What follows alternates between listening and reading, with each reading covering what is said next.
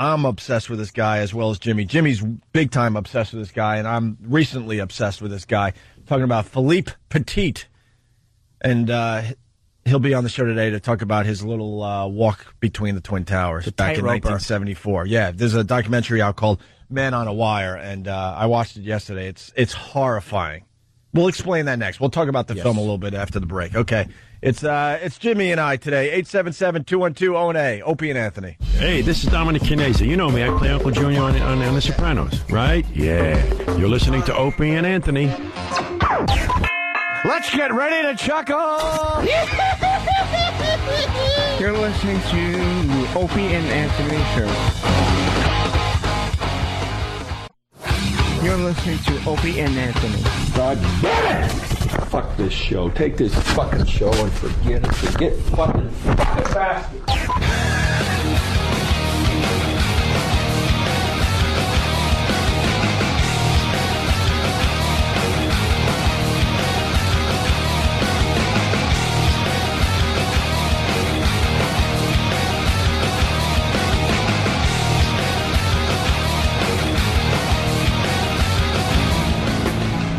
Hey, good morning to everybody. You got Jimmy and I today. Phone number 877-212-ONA. Front page of the paper today. You got Brittany's Brittany smoking in front of her kid. You see this, Jimmy? No, I'm looking at it now. Brittany kid's smoke bomb. We got a lot of parents that are listening to this radio show, and they could totally relate to this. This is a no big deal type of thing. The paparazzi, they got a picture of quote, hot mama, almost hot again mama. She's getting there. Britney Spears, she's smoking a cigarette, right? And she's got her little son, Sean Preston, too. And he's reaching for the cigarettes that happen to be on a little table. And he's got a lighter in his right hand. And they're making a big deal out of this picture, like she's a bad mom or something. Amazing. Blah, blah, blah, blah. The kid's probably just like asking her if she needs one or do you want one. It's so stupid. Who cares? If the kid was smoking, that'd be kind of cute, actually. Well, parents, I mean, we could talk to the parents, but at this age, 2 years old, this kid doesn't even know that it's a pack of cigarettes and a lighter. It's just a toy to him. Well, what if he was saying, Mommy, no more smoking? And what if he was taking it away from her? Yeah, that's a good point, too. And remember, K-Fed, the ex-husband, used to be the bad guy. He was the one they were all saying, he's a bad influence on her.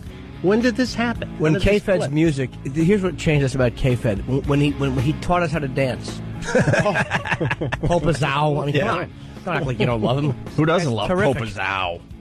Remember when he's on the Teen Choice Awards and Britney introduced him? It was like she had a rifle. I've seen hostage videos that were more happily delivered. She so didn't want to do that. Oh, was she embarrassed to have to introduce that boob? Yeah. She didn't. She's like, my man, Kevin Federline. It was so painful. She was pregnant. Like, ugh. She just wanted to have her baby and be left alone. And then if you go further into the paper, it's very obvious that Britney is acknowledging that the kid got her cigarettes and a lighter, and she's basically taking the cigarettes and lighter away from the kid. Yeah. So just nonsense on the front page today. And then you got this bitch, the YouTube divorce woman. Yep. This is good news for the guys there. She went on YouTube and was bitching and complaining about this guy she was married to, the blonde. Most people remember this, right? Do we have any of the audio of this? This was audio. Why would we have it today? We did do this, right? Yeah, we did do this. Okay. I'm trying not to bitch today. I want to do a lot of bitching today. I just want the audio. Yeah. If the broad is on the front page of the paper, don't you think we should have... What? I've been looking for it all morning. You're talking into the... I've been looking for it all morning. Wait, is she on the... Well, where did it go? Is it on YouTube still? We did like hours on this lady. Is it still on YouTube, Erox? Yeah. Whatever. All right. Whatever. You guys continue doing what you're doing. It's great. Well, she was the lady, because I do remember we heard audio of her, who was like, she was crying that he's going to put her out in the street, and she was going to be left like destitute or whatever she wanted. She was appealing to the public. Right. But she came off like a spoiled rich bitch. She sounded like a complete ass, absolutely. Well, guess what? She's got to beat it. She's got 30 days to get out of her really, really nice pad on the Upper East Side here in New York. and they're saying that the prenup holds, and they're going to follow the prenup, and she's got to go find somewhere else to live. So yeah, she was mad that he was throwing her out, but there was a prenuptial, and it's amazing how women will fight a prenup. I don't understand why. If you sign the document, I guess they assume that there will be a loophole, or that they'll threaten to embarrass the husband, and he'll go against the prenup. Right, and the prenup was more than fair. The amount of money she gets through the prenup is ridiculous. How much is she getting? $750,000. Yeah, she's woe is me over $750,000, and then I'm sure there's other things in there as well. Yeah, he's happy. He said, "I'm happy with the decision of the judge, and I'm happy with the outcome." And she obviously didn't think it's the same way. She said it's disgusting. She said, "I think it's disgusting. I'm really, really disappointed with the decision." She accused Smith of basically throwing me out on the street. Right. Like with $750,000, you can't either rent a nice place or put a down payment on a great place and then get a job. But the prostitution, I mean, it's like you forget that could be a fine bridge between an unpleasant divorce and a new life. Like, sure. You could hook for a little while. Women are never going to starve. Right. You could always do that. If I get fired from here or I can't do stand-up, I'm in trouble. You could do a little hooking, though. I don't know. I don't have a good enough body. I would love to think I'm waif thin enough. But older men tend to prefer twinks. But I'm almost at a point where I can be like a silver dad. What's a silver dad? Funny you should ask. That's a term that the older gay guys use for like for older, younger. Yeah. They have like these dad-son thing. It's so creepy sounding. Like repulsive. A silver dad. So what? You got a little gray hair? I'm guessing gray hair. And you like the... You guess, yeah, like a youngster. Not an underage youngster. I mean, 20 to 25, or a silver dad, I'm guessing would be in his 50s or maybe silver older. Dad in his 50s, gray hair, and he likes the... Yeah, silver bear. Yeah, it's a little gross. That's just wonderful. A lot of man-to-man kissing. Men on the Wire. Philippe's... I'm obsessed now with Philippe Petit, or, in America, he's called Philippe Petit. Yeah. Andy's creepy French brother. Stupid French have to make everything sound good. But by the way, Philippe Petit. As much as we give the French crap about being like, they're cowards because they're military, the two craziest son of a bitches are him and Alain Robert. Right. These daredevils are always French. Yeah, we like to think the French are a little, swishy, but they do some crazy daredevil things. So you really should look up Men on the Wire, and I don't know. If you're into this daredevil stuff, it's a really, really good documentary, and we got Philippe Petit coming in within the hour. And I saw it yesterday, and I'm just horrified by what this guy did back in 1974. Horrified. Philippe Petit was like a street magician, and he did some of this tight roping. And he decided he was in the dentist's office or something. Yeah, when he was a little kid. Yep. And he's getting like a root canal or something, and he sees a magazine where they're showing that they're building like the tallest buildings in the world here in New York, or at least they got the plans, and in the end it's going to be the biggest building in the world. And at that moment he claims, which is a little far-fetched, but we'll go with it, that someday he's going to tightrope across the two buildings. And he said he stole the ad. Like, he ripped the ad out of the magazine. Yeah. And he actually didn't go through his appointment. He actually left the dentist's office. Yeah. It was a drawing, a mock-up in the magazine of these two buildings. And it's kind of believable, because as a tightrope guy, it's almost like if you see a photo of two giant... Because tightrope walkers don't normally get two massive buildings of the same height. Right. If you see that as a tightrope walker, that probably is your first thought. Like, wow, sure. that would be great to make an ass out of myself in between those two things. And he did a little tightrope between the two... What would you call them? The two towers at Notre Dame? How high is that? Not as high as the Twin Towers, but it's pretty impressive. He did that. He did something down in Sydney across the bridge. Right. That huge bridge down there. All these weird landmark places. Right. And you fast forward a couple decades, they build the Twin Towers, and he decides to do it. And the planning that went into this was years and years of meticulously planning for this tightrope across the Twin Towers. And the documentary is amazing. He's a little swishy, and he's very animated, but a bit swishy. But he's not gay because he was with that chick for a long time. Because you watch it, he goes, "This guy." I don't think he is. I think he's just. That's what I was asking that same question yesterday when I was watching it with some people. I'm like, because I always think of like my friendship with you, Jimmy, and I'm like, I've never given Jimmy a piggyback ride before. I've often. Remember? Because all of a sudden they're laughing and they're running in the field together. I'm like. I guess I should explain further. Like, he had a whole crew of people. Yeah. And they would do the tight roping with these landmarks and stuff. And it's not just Philippe Petit. He has a crew that sets up the tightrope and make sure everything goes smoothly. And they train and all this. And they had this big, huge field wherever the hell he's from. And they would set up the tightrope and they would practice there. And next thing you know, they're just running in the field with each other and tackling each other. And then there's another scene where Philippe Petit is getting a piggyback ride from his pal. And every time one of these things happen, I'm looking to my right like, what do you think? What's up with Philippe? Why would you do that in a field? Don't just high five or shake hands or say good job. Have we ever ran together in a field and kind of rolled around together, Jimmy? No. Yeah, exactly. No, we always walk slow when we're together. Right. It's almost gay to speed it up. It's actually called man on wire. Man on wire is the instinct to say it, but because that's what he was charged with. Right, man on wire. Yeah, right. Man on wire is what that's how they wrote it up back in the day. And Philippe Petit, it should be a good interview because he's very animated. He's a weird guy. I guess you'd have to be. I don't know what we're you have to be kind of weird to want to do that and then to go through with it. Right. But if you're afraid of heights, I mean, the photos, because there was unfortunately no video of it. There's one video from the street where you see this dot in between the buildings, literally a dot. But look, I'm looking at the photos again. It's called manonwire1word.com, and you can see some photos. And just looking at these photos, I'm just horrified all over again. The guy, when he finally got this tightrope set up, he went across back and forth, back and forth. He was up there on this wire for close to 2 hours. He lays down and starts looking at, quote, the heavens. And he saw a bird above him, and he's trying to get the bird to come down to his level. There's another shot where there's like a plane that looks like he could almost touch it because the plane is, they fly pretty low over Manhattan. Yeah, it was probably a LaGuardia Airport plane, and it was above him. Right. And there's a shot taken. I don't know if it's from the ground, but it shows him and it shows a plane above him.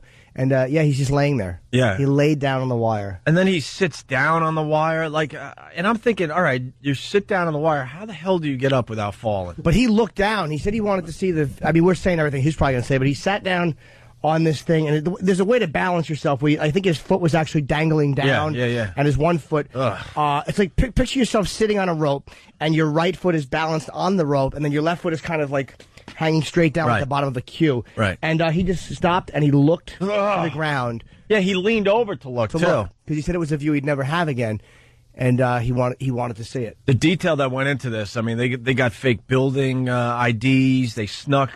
It turned out to be at least a half a ton of equipment they snuck into the Twin Towers, and then they had to get it up there, and then there were security guards, and they hid under a tarp for like hours and hours while this security guard was kind of in the area. They weren't sure if he was still in the room, so they stayed there for hours. Yeah, and then and then in the middle of the night, they're able to set up this tightrope, and how they did it, they shot an arrow, and this is all the stuff that's explained in the documentary, and took a lot of training. But basically, they shot a bow and arrow with a fishing line from one tower to the other. That's crazy. And then on the end of the fishing line, then they had like a small piece of rope, basically. And they pulled that across. And then when they had the rope across, then they were able to get something a little heavier. And they pulled that across. And then finally, the actual tightrope wire, they were able to pull across. Once they had a rope big enough under it. Right. And I'm so stupid all these years, because I always knew that they used a bow and arrow, because I heard that years ago.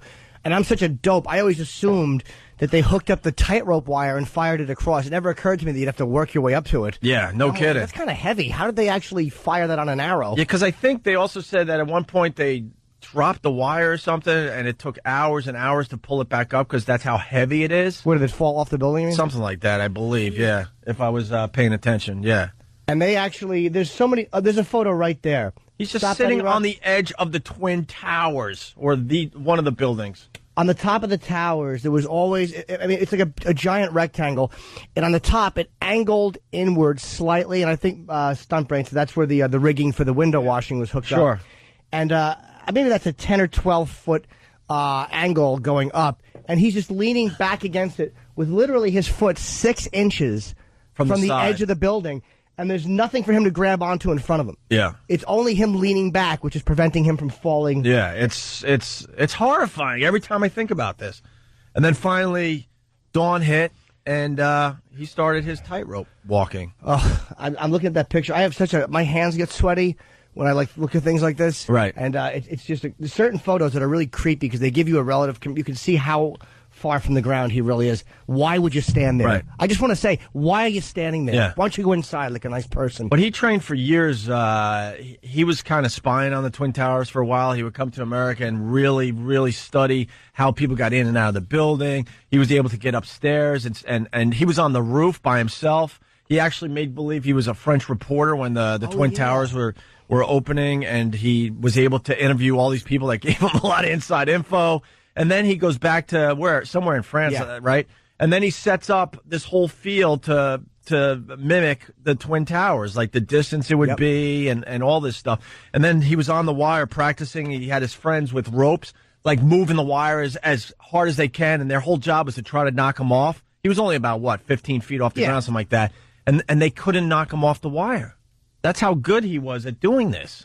Well, yeah, in case of crosswinds. I mean, even if it's a nice day, there's still unpredictable things, especially at that height. I mean, we've all been on top of a tall building before. Right. And you're always kind of worried. And there's one photo in it was in the documentary. I don't know if it's in this book I have, but it was in the documentary where the wind can be so bad up there. He's holding on to a piece like a flagpole. He's in the middle of the roof. Yeah. And his legs are straight out.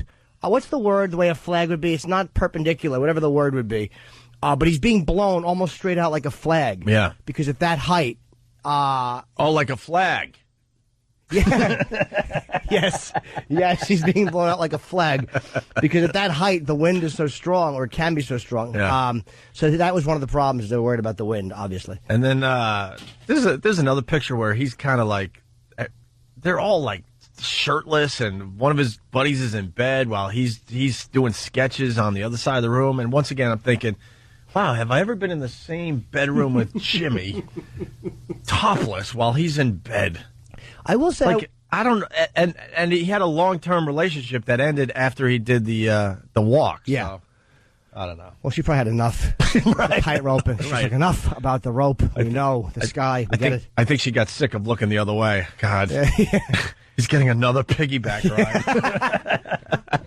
Finally said, I'm done with this. Years ago, I was working with Jay Moore in Florida, and he goes, come in. And he called me into his hotel room, and I walked in, and he's just on his bed naked with his face in the pillow and his hands behind him, let's just say, making a nice presentation.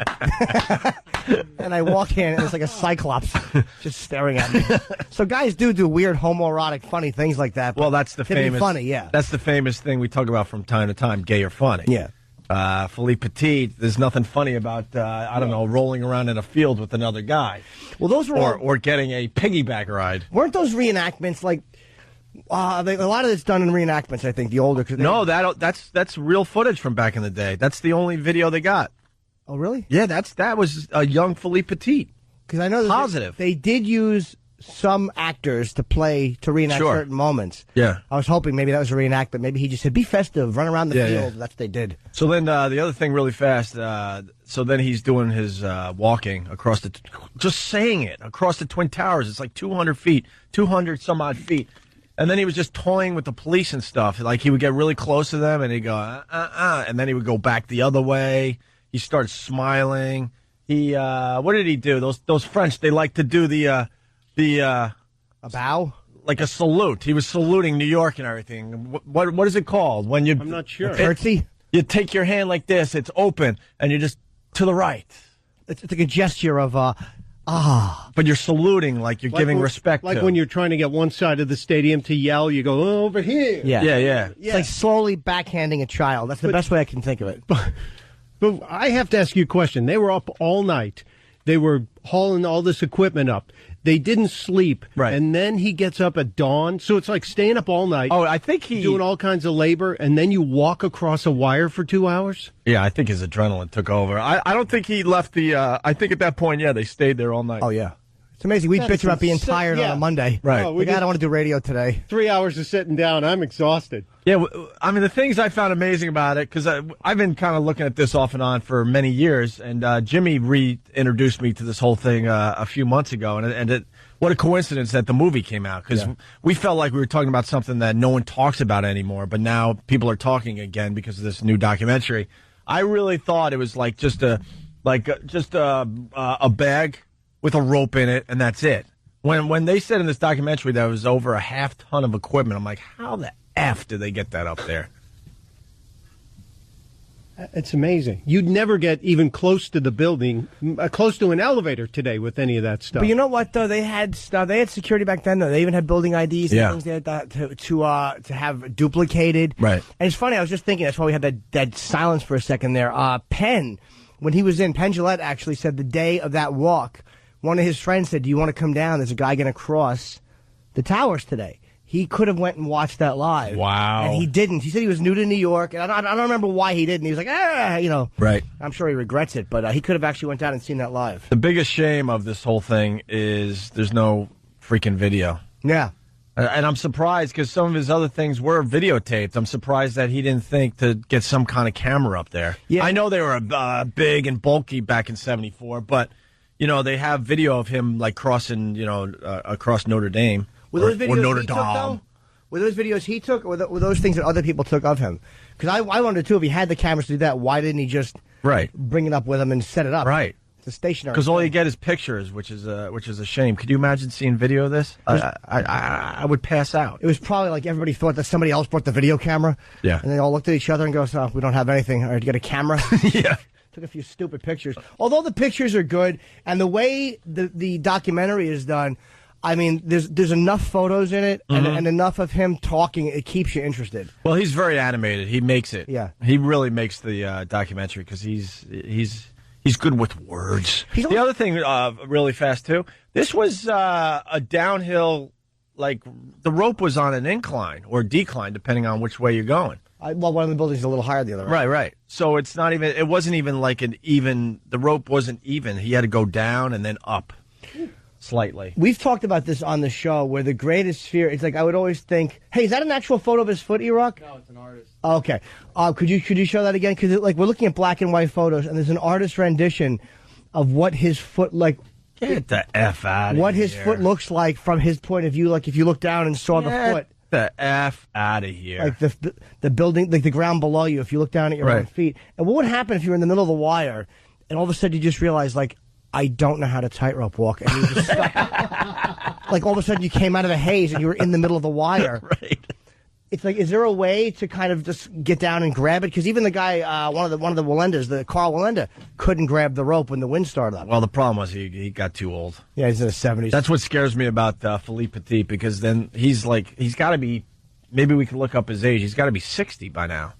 I don't know. No, he might. Yeah, that was what, 28? 34 years ago, Jimmy. 94. He's got to be close to 60, Oh, wow, if that not. And he's still doing some tight roping. And I'm thinking now his skills are diminished, just kind of like, just imagine like old golfers, old major league pitchers. He doesn't have the skills like he had when he was in his 20s or 30s, but the mind is still there.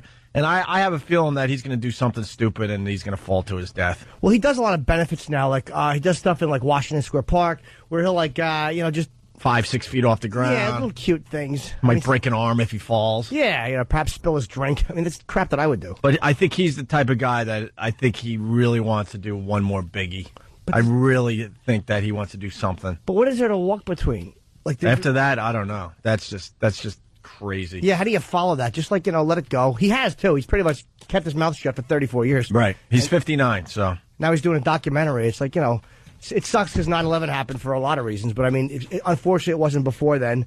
And why wait so many years? Like, why not just do this in 1980? I don't know. Why are you doing this documentary so many years later? Well, we'll find out. He's going to be here in a few minutes. Let's just scream at him when he comes in Right. for trespassing. Yeah, let's just scream at him. Are you gay? Why the piggybacks? It's funny as you. Why the frolicking in the fields? And now we say good morning to Philippe Petit on our couch. I can't believe you're actually sitting here. We're huge fans of yours, sir. We've been talking about. Just pull the mic a little closer. We've been talking about you for a long time. Even before the documentary, we were always talking about you because there's another guy, Alain Robert, who you probably know. He climbs buildings. No, I don't know. Yeah, he's a sissy. He doesn't have. Yeah. He doesn't use a wire. He just climbs the buildings, which is pretty easy. I think he knows him, but he doesn't want to acknowledge him. Yeah. Which is No, cool. no, I like I- that. Yeah, glorified window washer. I think what you did was hard. Everybody knows you. You walked on a tightrope in between the Twin Towers. Yeah, I don't try to do things that are harder. I'm interested in beautiful theater in the sky. All right. That's Yeah, I've never heard it put that way before. yeah. That is that. Well, the book I have my ex-girlfriend who did eventually leave me. Got me your book for Christmas last year because I've been kind of obsessed with you for a long time. She's got good taste. Yeah, she really does. She left me for a gentleman of color. Yeah. In books, I meant. And it's just this. Still a fan, Jimmy? Yeah, of course I am. Yeah. And I knew he'd be an interesting interview because you do have a very poetic, odd way of looking at the world. You're not a typical guy. I couldn't be. Not to do that, I suppose not. Was there ever a moment, because my greatest fear is heights, and Nick was talking about the terror of heights, where you're in the middle of walking across in between these buildings, and you just thought, what am I doing here? No, I had been thinking of being between those towers for many, many years, even before they were built. So when I found myself there, it was by choice, not by chance. And I loved it. You had no fear of falling? I mean, even as a guy who knows... It's very logic, my answer, and it's not a pun. It's reality. I had no fear of falling because I could not fall. If not, I would be fearful, of course, and I will run away in fear. But because I cannot fall, because I put myself in a state of psychological and tangible certitude, solidity, I can enter in this fragile world with knowing I will do the final step victoriously. So what are you thinking as you're walking across? I mean, there's one part where I think you said you focused on the other building on a piece of metal. Is that what you actually looked at? Yeah. One nice way when you're on a tightrope, try it one day, and believe me, it's the right way. Look at where the wire is tied on the other side. It's a bit like the horizon on a long walk. And that makes you feel like you're part of a rigid system. But in these walks, as you know, I walk many times, 8 times. My friends told me I didn't have a machine to measure my walks, but I stayed there like almost 45 minutes. And during that time, I actually looked down, looked around. You sat down on the wire. Yes, I sat down. You laid down on the wire. Yeah. And how high up were the Twin Towers? Like a quarter mile? Just a quarter of a mile. Something like that? Yeah. Quarter mile in the air. That would knock the wind out of you. Well, Yeah, they no were the kidding. highest towers in the world at the time. Sure. This photo here, this is to me, I mean, they're all horrifying photos, but this one I'll show Nick is Philippe. He's in between the towers, and he is you could be lounging on a hammock somewhere. So let me correct you. There's nothing horrifying about this picture. It's glorifying about the Twin Towers, and it's magnificent about seeing a man becoming half a bird. Yeah. So it's glorifying to you, horrifying for every single human being out there. Philippe, how do you explain that you don't have a fear of heights, but somebody like me or Jimmy... Is that genetics? What? No. I was not born as a wire walker. I actually fought for it because I was not born in the circus world. And my parents and the teachers and the whole powers that be around me as a teenager said no. And my intuition was yes. So I became a natural climber. At 6 years old, I climbed everywhere, played with ropes like little kids do. And I found myself at 16, 17 learning by myself, which is very unusual, the art of wire walking. So I have no fear because I loved it all along.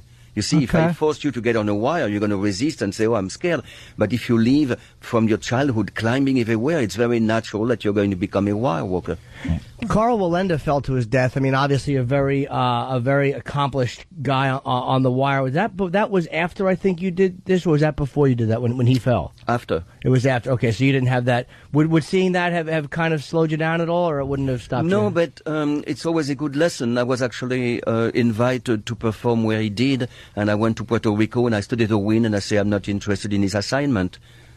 What was the mistake he made that day? Just not reading the conditions? I refuse to talk about how people could have felt if they're not in front of me to refute me. But as a wire walker, I know that I will never do a walk when I weigh all the odds. And for example, if I'm proposed a place to walk where it's very windy, I will study the wind and I might say no, which I said in this specific. All right. Going with that. So the day you decided to walk between the Twin Towers, if it was windy up there, you weren't going to go? No, it was windy, and by nature, it was there was turbulence there, which is like mad wind that you cannot control.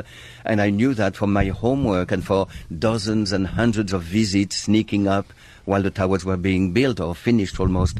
So I don't know. I don't believe in gods, but I think the gods believe in me. Sure. So you visited the towers dozens of times before this? No, hundreds of times. Hundreds of times. Yeah, I was in New York 8 months street juggling to survive, passing my hat in. So you were street juggling, and then you were sneaking into the towers when you could. Well, I had to disguise myself as an architect or a worker or a reporter, journalist. Yeah. And then I sneak in a building thousands of times, have friends taking pictures, measuring things, daydreaming. It's important to daydream when you're building a dream. You're meticulous, because that's what I took away from the documentary. This wasn't like a whim. You really studied the towers, and you really prepared.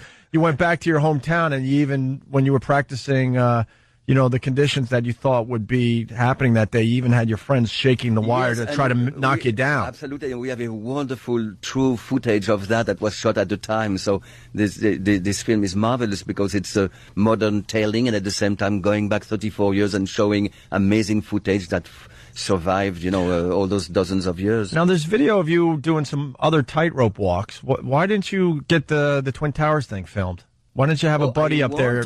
I had my friend who shot the arrow with the bow. Yep. He was a photographer, so we took pictures, but we had rented a 16mm camera, and I said, take a few pictures, but run to the camera and press the red button. I want a live footage. And he was about to do that when the police came to his roof, so he has to hide, and he went down, and his pictures ended up all over the world in the front page, but no film, which at the time I was really, really upset, and now I think it adds to the legend. Mystique. Yeah. I mean, the towers are even no longer there. It looks like, did I dream all this? Am I inventing all this? I'm sure you've given that guy a scolding over the years, though. Well, why are you hiding? You should have got arrested for me, so we have some video of this. No, but then the pictures would have been confiscated, and the world so they would have taken right. Oh yeah. No, it was a caper story. Jimmy, you got it. So you actually looked down at one point, and there's a photo of you, I guess, balancing yourself, where you kind of go down onto the wire, and your leg is hanging down, and you said you took a look down because you'd never see that view. Yes, I do that actually, not in the middle of a performance, but sometimes, yes, I stop performing and I do a little thing for my own pleasure, and it is often to sit on the wire, let's say on a very long and high wire, and then to look around and look down. And it's amazing because it's a view that, it is true, I will never have again. Each walk is very different, and at the top of the world, 1,350 feet in the air. Right. I had to look around, and I recorded magnificent images. Yeah, nobody will have that view. You're the only one. No, nobody did, and nobody will. Nobody will. Now, we were talking about this whole thing earlier this morning. We really thought it was like a wire in a bag. You throw the wire to the other side, no big deal. I learned through the documentary it was something like a half-ton of equipment. Almost a ton. Almost a ton of equipment. You had to sneak into the Twin Towers. Yeah, divided in two crews. The North crew with the little equipment, the bow and arrow, and the South crew, me and a friend. A few accomplices that I fired a few hours before to sneak in the building because they were incapable. So we were not enough people on my tower, and we had almost a ton of equipment. Right. And you had to sneak in through the freight elevators and this and that. You had fake badges. So you got to be a good criminal too. Well, I am. I was born a criminal. I mean, an artistic criminal. So I can go to school and talk to students and tell them, go on and pursue your dreams. There's nothing illegal about that. Although maybe there is these days. And the biggest thing, you had to figure out how to get the wire from one building to the other, and you finally decided on the arrow. No, I didn't decide. It's my friend. Your friend came over, and I thought that was a ridiculous idea. Don't bother me with the ball. Well, how were you going to do it if you didn't have your practice? Wait. Before you say that, how did you think you were going to get the wire across? This is ridiculous. It's in my book. I share with the reader all the ways. One of the ways was I was thinking of a little radio guided helicopter with a fishing line. But those things, first you need 3 years to master them. Okay, I went to a specialized shop and the guy says, forget it. Plus, he made a demo for me and it makes so much ruckus. The whole lower Manhattan would have woken up, So, but the bow and arrow was beautiful and it worked. Except I was thinking, what if the arrow pierced my heart and in the morning the cops are really puzzled. They see a dead Frenchman with an arrow in his heart and they say, what's going on? But it didn't happen. Yeah, and then you decide on the arrow with the fishing line, and then in the middle of the night you finally, your buddy, right? He shot the arrow on the across. North Tower, he shot across, and then we pulled out. As you can imagine, you're skipping a step, and I have to give this away because I found it a little strange. It's very dangerous for me to skip steps. I understand, but you weren't sure if the arrow made it to your side with the fishing line, so Very strange. You decide you needed to get completely naked to. Yeah, but you're telling about the film. Don't a say little those bit. things. That's not going to give everything away. Yeah, it is true because, imagine this is a comic movie in itself. You're in the middle of the night, totally dark, and you're looking for an invisible nylon fishing line. I mean, so I thought after a few attempts, I thought he missed. Maybe the arrow is in New Jersey, you know. So I took my clothes off and and I look, and then I could feel on my legs a little caress of a fishing line. It was the most beautiful caress I ever had on those legs for years. No, it's not true. And well then. Then you attach something else to the fishing line, and you slowly get up to a heavier cord and then a rope, and then when it was strong enough, that rope, a thick rope, could actually pull a very heavy steel cable across, and we are all kind of troubled, and the police came. But anyway, read the book and see the film. Yeah, we will. This is nothing you say is going to cause people to not want to see this film because, I mean, first of all, everybody knows you live, so it's not like, well, does he die at the end? So it's how did he do it? It's not like the Bible. Hold on.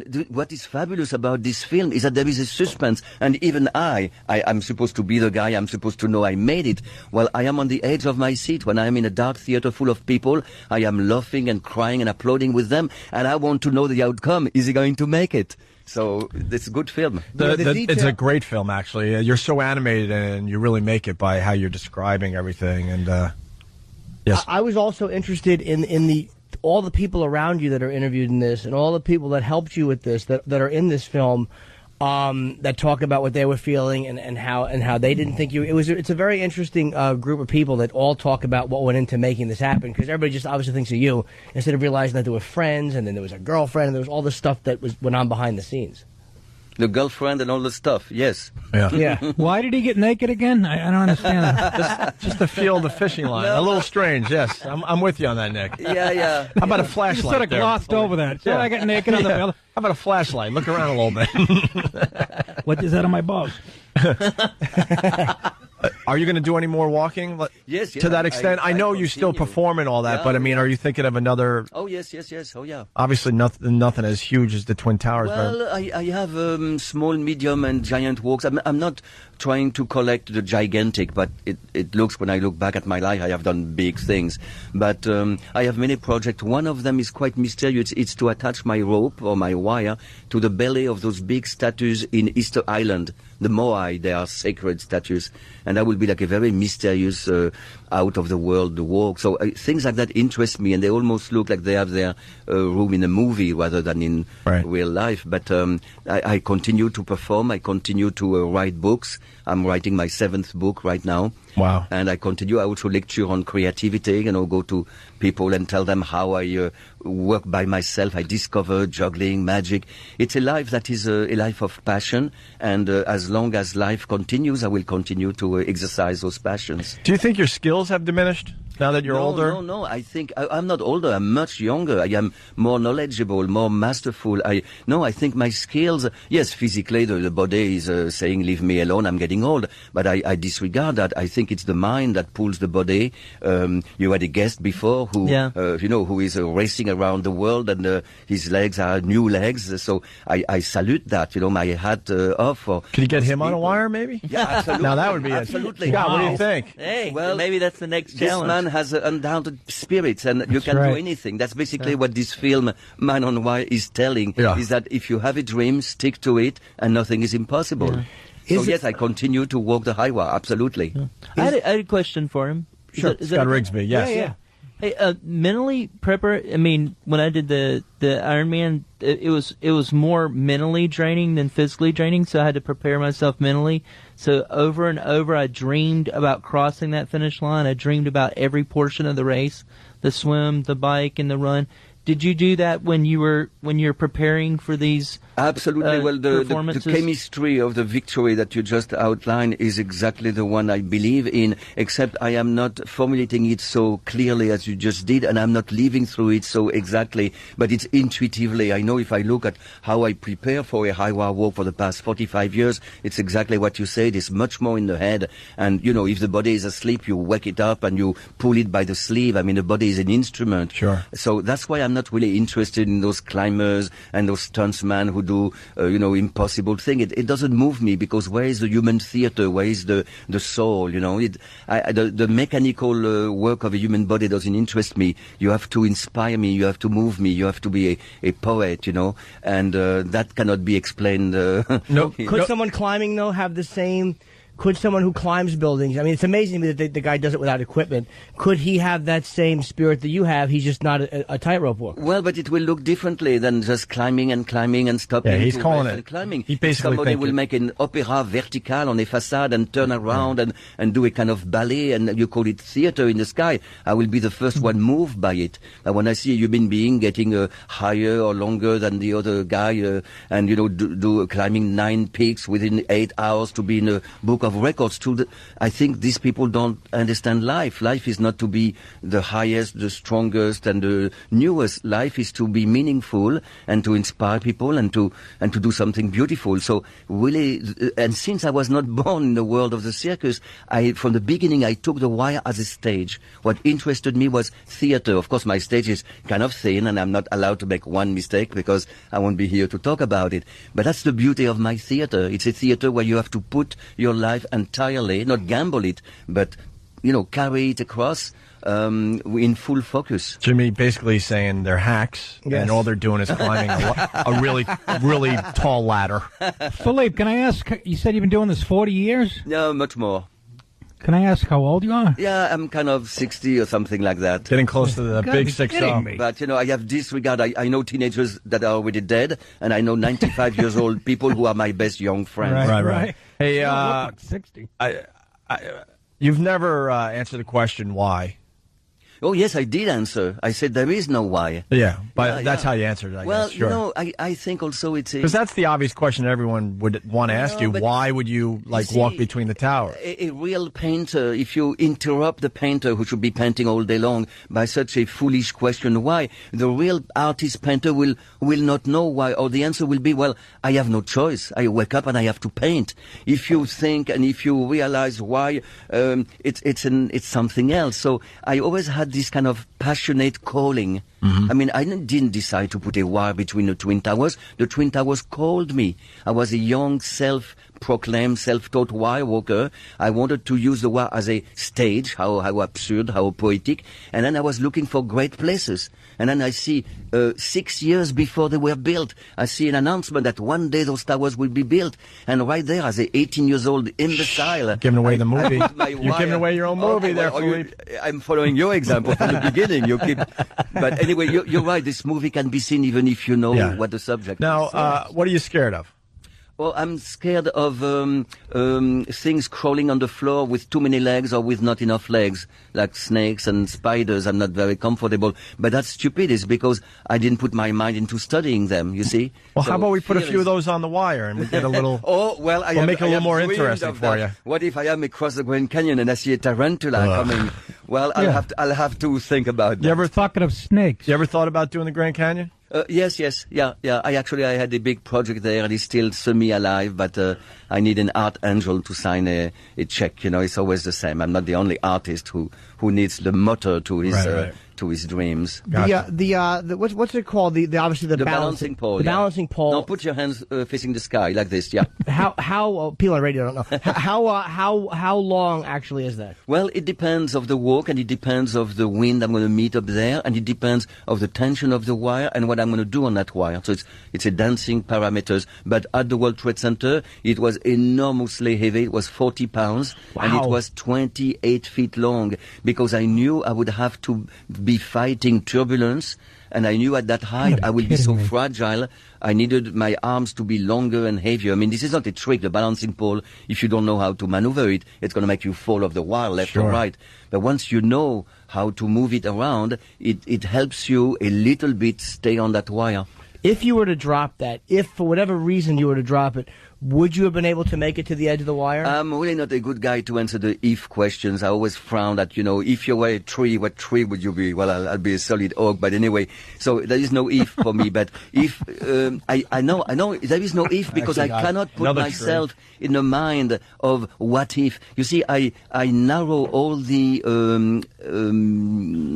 unknown into a moment where I am certain nothing will happen to me. So I cannot entertain the idea, if I drop my pole, I cannot drop my balancing pole. I cannot be allowed to drop it, you know. But don't you have a process of elimination you go through where you have to go through the worst case scenarios to prepare you to deal with them? No. It's positive. Not that. You do positive creative visualization. No. Well, it's half and half, right? because when I train, I think of Murphy is the worst scenario. I think a big Irish wind, guy. or I think something breaking in the wire. But because I am the engineer for my project and I direct my rigging crew and I practice, sometimes even with the right direction of the wind for months before a big walk, then as you can imagine, if you were following me for months before a walk, you would not say this guy is crazy. You would say this guy is crazy about details and about respecting his life and the life of the buildings, and he doesn't leave anything to chance. And what is Murphy is a thief that used chance to bother you. So I cannot be attacked there. There is no if for me. But didn't you, when you're going through something like, aren't you going through, like when you're checking the building out and you're going through so many steps to make sure that it was going to work, you are in a way looking at, well, if security is here, or if this guy's here, or if this doesn't work, this is how I get around that. Okay, in the case of the World Trade Center adventure, it was illegal, as you know, and there was a lot of question mark. What if in the middle of my walk, some guard comes and start banging on the cable? Or, that would be the if that there was nothing I could do. But it's not true, because I was looking constantly on both sides. You know, I did U-turns and I walked back and forth, and I was really looking at any human being approaching the anchor points. And if they would have approach the anchor point, I would probably stop walking, sit on the wire, hold myself with one hand. All this, in a way, is answering your question of if, but it's just that would be it's my knowledge of the wire that saves me and my knowledge of myself. Right. If I thought I was invincible, I would already be dead. You see, there is a certain humbleness in being the best at what you do. Jimmy, we got to take a break. Okay. Man on Wire is the documentary. Where can people see that? Is it in theaters? It's got a limited release. I know we have it. I don't even know if we have the list. Where it is. I know you can go to Man on Wire. There's no the. It's tempting to say the, but it's not. manonwire.com. And I'm sure that will give certain dates as to where you can see it. Yeah, it's opening within hours in New York City, so it's going to take New York by storm. And I know the New Yorkers, it's going to be their film, because it were their towers. And who needs to see Dark Knight when you can see Man on Wire? Yes. It is. Well, there is a big difference. It is a very interesting Taliban's gonna go see it. documentary. It's a very interesting thing. It really gets you inside of Philippe's headspace and what was going on, and it really was a very fascinating thing to watch. And I knew a lot about you just because I read the book and I'd watched a lot of stuff on you over the years, and I still found myself really interested in watching this. Oh yeah, absolutely. It's a pleasure, Philippe. Thank you very much. Philippe Petit. We're gonna wrap up next. Stay there. What do you think of Philippe Petit there? Your hero. I mean, he's an odd guy. He's an artist. He gives artistic answers. I mean, but he's just a very interesting dude. I mean, look, here's the bottom line. The guy did what he did. Yeah. It's an amazing feat. I don't agree with him when he says, like, the pictures aren't horrifying. Mm-hmm. To us, they are, because we can't do that. Of course they're horrifying. He's a mime on a wire. Yeah. But, and he's romanticizing the whole thing. I'm sure he beats the crap out of that guy that didn't turn on the damn video camera. Yeah. He came up with a good answer. How cool it is that you don't have video of one of the greatest things to ever happen in New York. It's called rationalization. Yeah, exactly. No, he's beating the crap out of the guy. He looks great for his age, though. I mean, he's going to be 60, and he's going to plummet to his death. And I was ready to tell him that, but then I felt maybe I shouldn't. He looks like he's 40, though. though. I mean, yeah, but freakish, man. As soon as you start thinking that your mind can still get things done, that's when you're in trouble. True. Because he said, "No, man, I'm older and I'm more experienced and I got more knowledge." And the whole time I'm thinking, "Wow, we're going to read about this guy in the What do you next few think years." Walenda said? Yeah, exactly. You know what I mean? He wasn't going, I can't do it anymore physically. Well, Walenda probably, hopefully, Philippe seems like he's smarter than because Walenda's things weren't tied off right, and I think that's why he had so much wobble. And the documentary is interesting, man. It was a really interesting thing to watch. Yeah, I'm all definitely going to check it out. Crap that they had to go through and navigate, and all these weird little blockades to get by to pull this off. Yeah, you got to be. I mean, he had to have like a good criminal mind to pull off that. Yeah, he was a big fan of. I knew nothing about it. I thought he had permission and stuff. Oh yeah. It's kind of a tough one to get them to sign off. An inside guy. He met this guy who was an inside guy that got him building IDs. It was just very involved. Very, very involved. It took years and years of planning. That's positive thinking. I don't believe. Well, these guys that climb the buildings literally do. I mean, they can study it by themselves, but they could probably pull that off by themselves because all you got to do is study what you have to study, then go up. But to have a whole other two teams and both people to have to sneak by and get up and shoot an arrow across, just that alone. Amazing. It's like, really? Yeah, exactly. If I suggested that, I'd be like, what do you get out of here? Yeah. That's stupid. And I would root for it not to make it, so I didn't have to do it. What I don't understand, and it was probably too technical to really get into, maybe, so you got the main wire, and then he had two other wires to kind of anchor it down to keep it, a little stiffer. Yeah. How did he get those wires across the main wire and then anchored down where they were anchored down? I don't get that. I don't remember the answer, but they do give it. They do give, because that's a very critical thing. Like you see a wire, and I forget what they're called, but they almost come. It looks like a kite almost from the point on the wire that they tied to the building or structure. Right.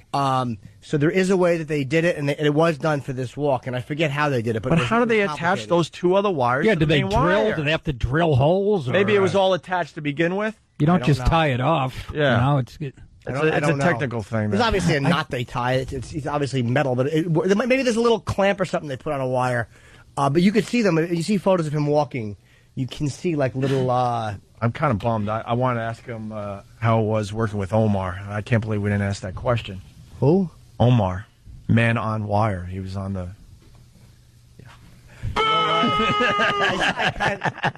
There was something sweet about Well, that. it says man on wire. It's one of our favorite. Yeah, I just didn't get it. I know. I was trying. E to the rock. Yeah. Well, what do you think of the show so far? What's your thoughts on Philippe Petit?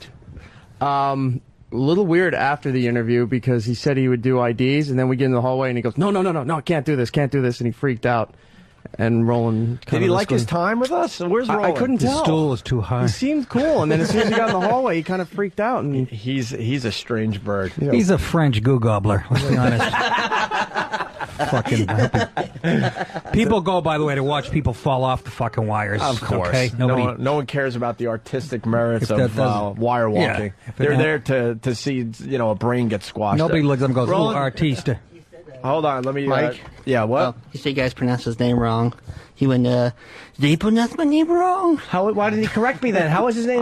Phil Pettit. Yeah, I was going to Fucking call it cocksucker. Philip Pettit, right? No, but he said, he goes, I didn't want to correct him in the middle of the interview. Well, how do you say his name? dumb name? Phil Pettit. I know, I guess Philippe Petit. That's what I said. What the fuck we saying wrong? Philippe Petit. Why is he, That's what I why Put is he the harping accent on my cock. Why doesn't he stop? Does I he know. really want us to trash him tomorrow? We were so nice to him. What the fuck does he want? No, that was it. And then, I guess he's French. That's what they He's do. a glorified they mime. do. Why wouldn't they fucking? Why wouldn't he do IDs for us? No, because he goes, I am late. Oh, he's late. Okay. Yeah. And then you're just right down Yeah. the hallway. Let's ask his But- publicist. All right. Did he have a good time? He did have a good time. He loved the interview. He's a little weird, isn't he, Roland? Yes. He's flaky as a croissant. What do you think his Am I deal saying is? that right? I don't know. Goddamn fucking Leno's leaving. I know. All right. Thank you. You edit a lot there, Roland. I appreciate it. I can't believe he's 60, though. Good old Philippe. Yeah, they said my name wrong. Yeah, we were disappointed with Philippe. He's a hero to us, and now it's like, ugh, He's just a fucking guy who walked on a wire. Fuck him. The French are very difficult. He's an artistic fruit. Exactly. I am an artist, yeah? Well, then fucking paint a bowl of fruit and stay off the fucking... He brought up juggling, too. What's the obsession with fucking French people and juggling? Yeah, they like it. Put him on a fucking unicycle, paint his face. I'm an send him- artist. Are you? Exactly. I don't see your shit in the Louvre. Yeah, he's an artist, and now he's juggling. Yeah. gonna Fucking, hang a they go fucking- hand in hand. They're gonna hang a wire in a fucking museum? No. And stop being so cool and answer the Juggling. question. Why did you do it? Yes, this is a stupid question. No, it's not. It's a stupid thing to walk across the fucking wire between two buildings. That's why there's sidewalks. I love how we turn on people because we just... I am what I do. Well, it's all horseshit. What was his answer to why? I don't know. I forgot. People are throwing things at me, calling me queer. At least No. you didn't It's say, like you why should- not? Nobody You shouldn't liked me ask at why. street level. Yeah. His answer was, you shouldn't ask why. You shouldn't have Yeah, asked you know why. what? You're right. We shouldn't have had you in here, fuckface. Yeah, it's called an interview. What are we supposed to ask You you? fucking go get your easel and your fucking beret, you cunt. Go get a croissant. I'm not just meeting you Leave at us alone, Starbucks. stupid. Right. I got your shitty book, which me and my girlfriend laughed at. I know you were fucking like saying what a big fan you were, and he was getting more fucking flip with you. Believe me, I just Because wanted... it's cool not to have fans or a purpose or any of that Is shit. that what that? Is that Shut the cool? fuck Really? up. If I wish I knew that's what he thought. He did it for exposure. Here, course Carl he Wallenda did. fell. Fuck him. You're next. Yeah. He can I love how Jimmy has his books in his book. Oh, it couldn't have been nicer. Fucking Cut fruit. to Jimmy wiping his ass with his DVD. But the book was terribly written, the documentary. Ugh. They had to hide for a couple. He thinks I'm blowing the big secret. Hey, stupid. You fuck, this is not the Dark Knight. Everybody knows you're here. You're talking to us. No You shit. live. It's about as surprising as the ending to the Bible, fucker. Yeah. What do you think happens? Did you almost fall off in your cock helmet and caught the wire? Yeah. No, you didn't. You walked, you waved, and now you're here boring everybody to tears. Fucking landed in a fountain. Exactly. Why don't you fucking eat a croissant and then throw yourself off a building? Yeah, What have you exactly. done lately? That was 1974. Exactly. Yeah, no shit. A little sabbatical in between jumps there, fuckface. How about you start walking again? I would love if he. I would Mr. love. Artist. I would love once he retires that he falls off his roof fixing something. Fucking paralyzed. How funny would that be? He slips in his tub. Now he's shitting into a bag in his hip. That's fucking. Not such an artist now, are you? There, fucking empty that piss bag, douche. That cunt, he corrected me on everything. I'm like, this is a horrifying picture. Well, there's not horrifying. Really? Then why don't you live up there? You fuck. Why don't you live on the wire? Let me see that fucking French. It is an amazing photo, though. Yeah. That's a great photo. Is he laying down? Yes, that's what I was trying to show you before. I What said the the horrifying fuck? photo. Nice time to take a nap. And That's not horrifying. Really? Then why aren't hotels doing it? Of course it's horrifying. how the fuck do you say his name if it's not Philippe Petit? Exactly. Hey, you. Hey, asshole that walked in between two buildings. There's probably some little French thing you got to do that we're not doing. Yeah. I like how we question if somebody really walked on the moon. That might have been fake, but I have to fucking take for granted this is for real. This is fucking. He could have fucking photoshopped this yesterday. Fucking asshole. Yeah, where's the video? Exactly. We talked shit 2 hours later. He goes, yeah, the Twin Towers called me. Yeah, they called Bin Laden too. Fuckhead. Obama at Jordan Marsh. What? Do you think he twinkle toes his way from room to room when his girlfriend is sleeping? He enters the room backwards with his ass out. Moonwalking. His quote long-term girlfriend is sound asleep, and Mr. Twinkle Toes is going to the other side of the house. I like that Phil Pettit. Exactly. Fucking Every fucking thing he called out. It didn't hit me at the time. I know. So car will end. If I would never question a wire walker. He fucking fell. You wouldn't question the wind? Yeah, I mean, there's not much to figure out there. It's He really windy. was a snippy motherfucker. I wish I would have been as annoyed then as I am now. I swear to God, it didn't hit You were me. starting to get there. I was hoping it would really blow up in Yeah, his face. but if I don't ask if, you do ask if. That's why you fucking took a year. Otherwise, you would have walked up with a string and thrown it. In other words, we shouldn't give a fuck at all about this, is what you're telling us. So why are you making a movie about it, dink? Exactly. Write a poem. You motherfucker! I told Jimmy on the walkover I'm kind of disappointed that I didn't go after him a little bit because I was feeling it big time. I was so feeling it. Well, it wasn't And I my didn't- I place to didn't do it. so. I didn't do it, but oh well. Neither did I. But boy, you get me at 11 a.m. and I'm tough. He's long gone, and now we have the balls. Guy couldn't have been more than 5'6". Hey, The guy's artist, name how is old are Petit, ya? and we didn't want to pick on him. Right. Hey, and he didn't want to answer the age question. Hey, fucking mister, it's all about art. How old are you? If you have friends that are 90 years young, how about you? How young are you? Right. How old's your prostate? And I know teenagers Yeah. that died. Great. Big Answer deal. the fucking question. When are you going to be blowing out the candles next? Yeah. How many are there going to be on the cake? When they find a lump on your left nut, are you going to fucking imagine that away too? With Right. your great fucking positive thinking? What's on? Big Anyways, We will be reading about him in the future. I'm going to give it 2-3 years tops. yeah, again, He's going to need a little more attention, and he's going to do the wrong thing. he is. Yeah. Again. All right, let's do another runner-up line of the fucking day. We also got the sign, a 500-pound bomb from one of those drones. Ralphie May was there? Couldn't get that one out fast enough. I was going with the Voss joke myself, but you beat me to it. I didn't know they shipped Voss's act over to Afghanistan. That would have just been mean-spirited. Yeah, I No, know. he's not 500 pounds. I'm Philippe Petit. Yes, you are, Philly. Are you? Exactly. Answer the fucking question. Right. I'm trying to call us out because we're not asking you right. Then ask I'll her. help you land on a wrought iron fence next time. Right. Goes right through you Right like through a your- fucking... Right through your asshole. fucking Philippe Petit. And then I'm giving away the movie, he says. And then he turns around and gives away his own fucking movie. Go fuck yourself. Yeah, land. Holy shit. Now I wish I could give away more of the movie. Where are we up to? If I didn't hate it, I would. Huh? I blocked it out like a childhood rape. Get the video camera running, you asshole. Yeah, it's really cool that there's no videotape of it. What the fuck are you thinking? It's not cool. Right. Sucks a dick. Tropical Storm Dolly. Yeah, Dolly's going to be maybe a 1. Is that what it's going to be? Yeah. What is it called Well, again? that's all it takes with those houses down there. It's a 1. Yeah, category 1. Thank you. Sure. Fucking made of mud and balsa wood. Huh. Yeah. Fucking let's. Bowl with chili would take the roof off. Anything else on Philippe Petit? What else is there to say? I didn't even realize. I didn't add it all up until as we're talking. I wish I had. We were so excited. Well, that's what's funny. You were the biggest fan. You knew. You took the time to research it. You fucking knew everything about it. And I watched he was that getting snippy with you. He didn't like Elaine Robert. That set him on the wrong path. Oh, I knew that was gonna. You know. Why would it? Because French guys are like catty cunts, is what they are. And you can't. You know. They're just fucking. He made it sound like the guy was climbing a ladder. I mean, that's pretty impressive too. Yeah. He didn't just do it once either, fucko. He does it all over the That's world. right, motherfucker. Wonder. You fucking sang your modern English. You fucking sang always something there to remind me, and then you fucking retired. Thank you, dick. Norman Greenbaum.